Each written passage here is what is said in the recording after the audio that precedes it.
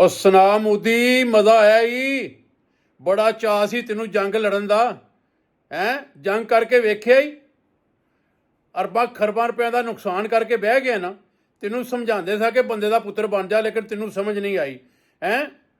ਉਹ ਕਹਿੰਦੇ ਨੇ ਕਿ ਜਨਾਬ ਮੱਛੀ ਜਿਹੜੀ ਆ ਉਹ ਪੱਥਰ ਚੱਟ ਕੇ ਮੁੜਦੀ ਹੈ, ਤੇ ਤੂੰ ਪਾਕਿਸਤਾਨੀਆਂ ਨੂੰ ਅਜ਼ਮਾ ਕੇ ਹੀ ਦੇਖਿਆ।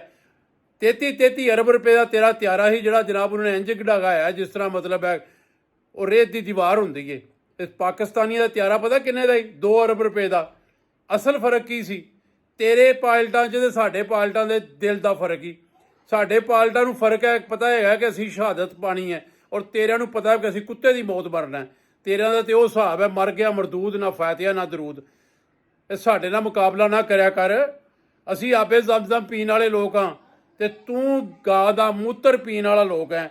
ਗਾਂ ਦਾ ਮੂਤਰ ਪੀ ਕੇ ਆਪੇ ਜ਼ਮ-ਜ਼ਮ ਪੀਣ ਵਾਲਿਆਂ ਨਾਲ ਮੁਕਾਬਲੇ ਨਹੀਂ ਹੁੰਦੇ। ਖਿਆਲ ਹੋਸ਼ ਦੇ ਨਖਲ ਲੈ, ਵਰਨਾ ਤੇਰੀ ਇੱਟ ਨਾਲ ਇੱਟ ਵਜਾ ਦਿਆਂਗੇ।